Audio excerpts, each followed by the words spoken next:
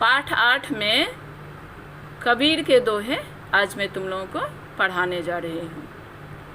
कबीर के दोहे पढ़ने से पहले मैं थोड़ी सी जानकारी तुम लोगों को कबीर के बारे में दे देना चाह रही हूँ कि कबीर कैसे संत थे, ये कवि थे, उनका जीवन कैसा था, थोड़ी सी जानकारी तुम लोगों को देती हूँ। कबीर बहुत ही फक्कड़ मस्त कवि कहे जाते हैं। यानी कबीर जो थे बचपन से वो पढ़ाई लिखाई उनकी तरीके से नहीं हुई थी, स्कूली शिक्षा वो प्राप्त नहीं किए थे। कहा जाता है कि कबीर एक ब्राह्मणी से पैदा हुए थे। कबीर जो थे वो जन्म लिए थे एक ब्राह्मणी से। उनका पालन पोषण हुआ था नीमा और नीरू नामक जुलाहा दंपति के घर में। तो बचपन से ही उन्हें कोई कहता था हिंदू, कोई कहता था मुस्लिम। तो ये लोगों के मुंह से हिंदू मुस्लिम की इस तरह की बात को सुनकर कबीर एकदम उब गए थे। उन्हें जात पात से एकदम भरोसा ही उठ गया था। जात पात को बिल्कुल ही महत्व ही नहीं देते थे।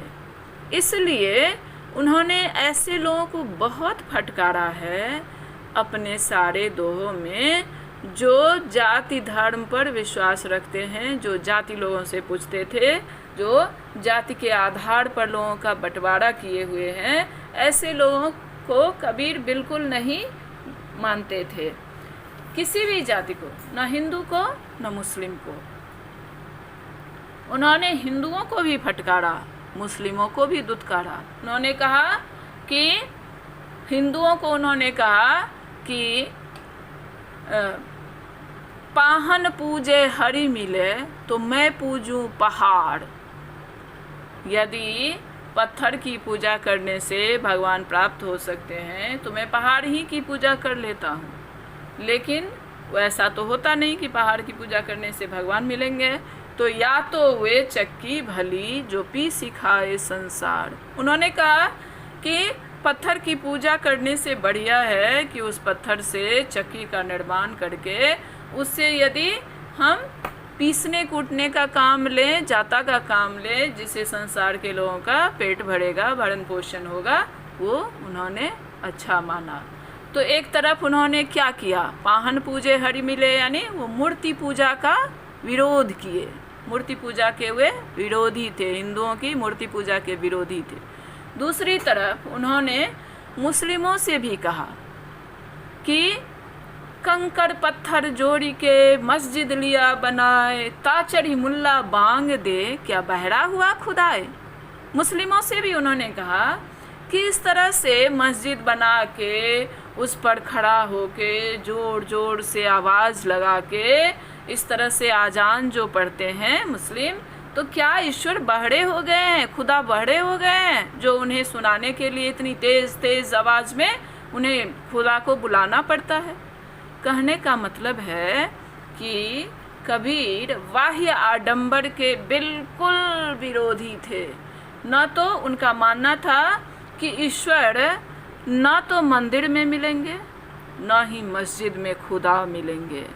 तो ईश्वर मिलेंगे कहाँ पे? तो उनका सोचना था कि तेरा साईं तुझ में ज्यों पोहपन में बास। उन्होंने कहा कि तेरा यानी तुम्हारा या हमारा, किन्हीं का भी, साईं यानी मालिक ईश्वर तुझ में, अपने ही अंदर है। हर मनुष्य के अपने ही शरीर में, अपनी ही आत्मा में परमात्मा का वास स्थान होता है। किस तरह से? तो जिस तरह से हर फूल में खुशबू होता है, समाया रहता है, लेकिन हम फूल को देखते हैं, उसकी खुशबू को हम देख नहीं पाते हैं।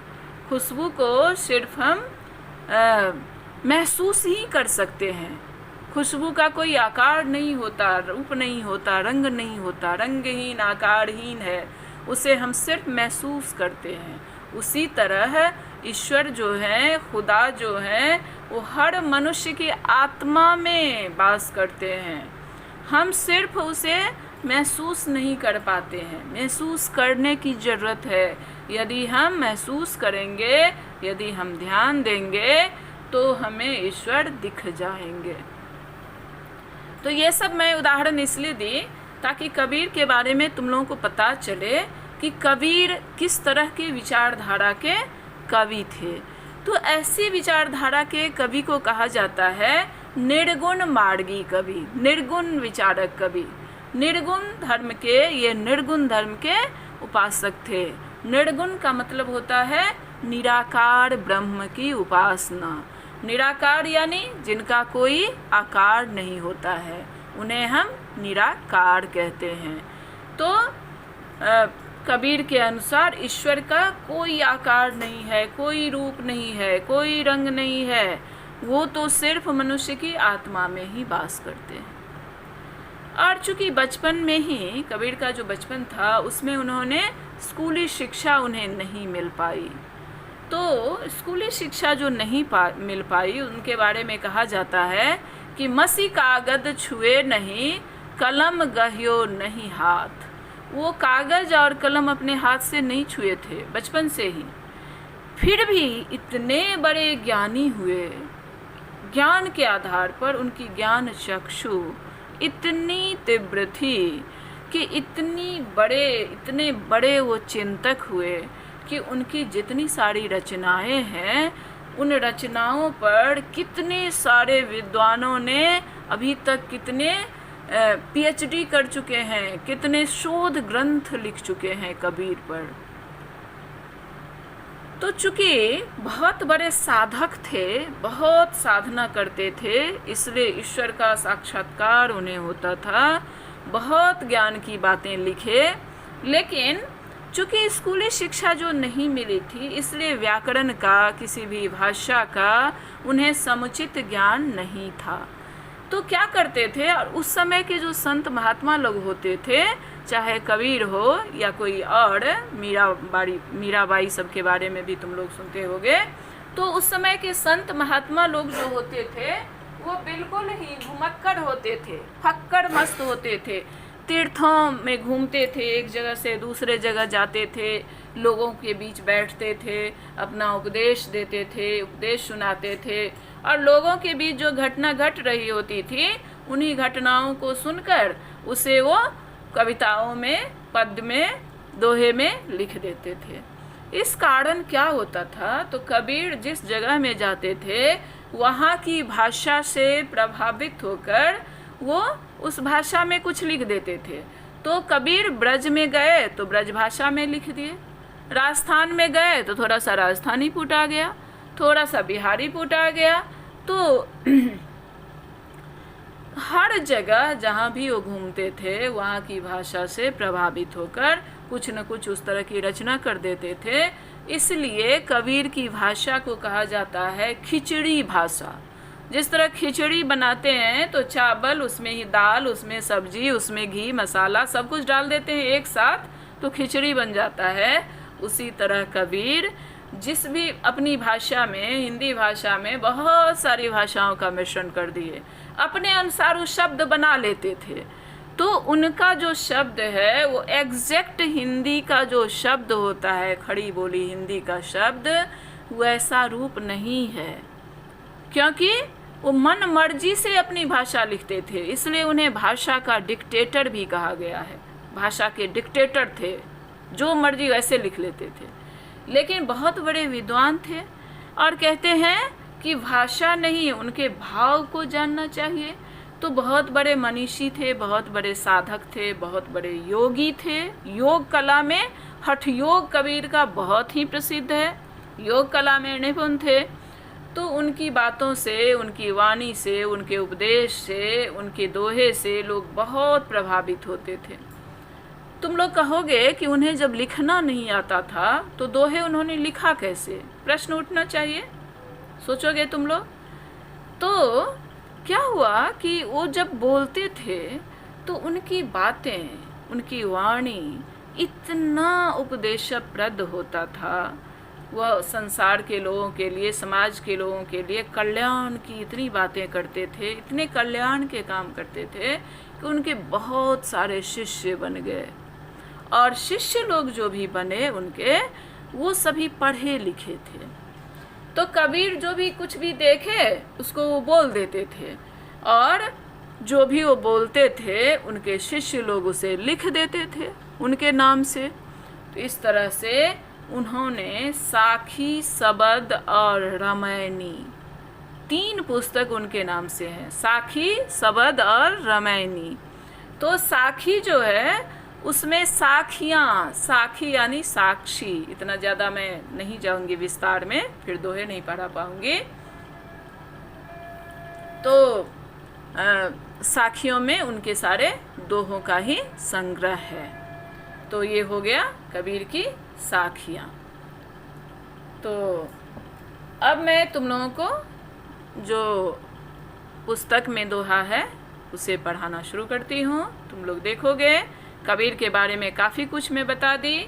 जो भी मैं बताई हूँ उसके आधार पर कबीर का जीवन परिचय संक्षिप्त में जितना ही तुम्हें याद रहे, जितना मैं बताई हूँ उसमें से जितनी पंक्तियाँ, जो मुख्य पंक्तियाँ हैं उस पर एक कबीर का जीवन परिचय 1 पेज में तुम लोग लिख लोगे। अब तुम लोग आओ दोहे पे।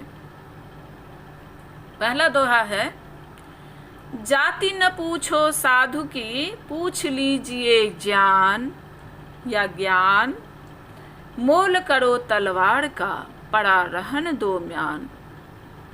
सबसे पहली बात तो मैंने तुम लोगों को कहा था कि उन्हें जाति धर्म के वाह्य आडंबर से कोई लगाव नहीं था, और जाति के नाम पर उन्हें बहुत सहना भी पड़ा।